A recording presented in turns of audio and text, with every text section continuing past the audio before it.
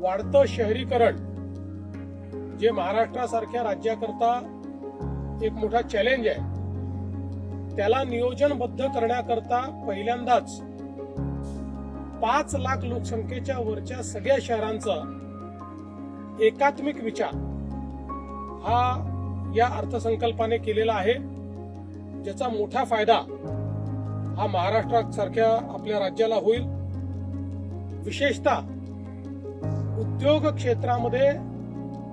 मोठ्या प्रमाणात गुंतवणूक आणि रोजगार निर्मिती हे ध्येय या अर्थसंकल्पाचं दिसतं आहे आणि 7 वेगवेगळ्या प्रायोरिटी क्षेत्रामध्ये प्रचंड मोठ्या प्रमाणात औद्योगिक सवलती देऊन गुंतवणुकीला चालना मिळणार आहे, ज्याचा फायदा पुन्हा मॅन्युफॅक्चरिंगचं एक कॅपिटल असलेल्या महाराष्ट्राला मोठ्या प्रमाणात मिळेल आणि फ्रंटियर टेक्नॉलॉजीज मध्ये खूप मोठ्या प्रमाणात गुंतवणूक आणि रोजगार निर्मिती आपण करू शकू, हे देखील या ठिकाणी आपल्याला पाहायला मिळत आहे।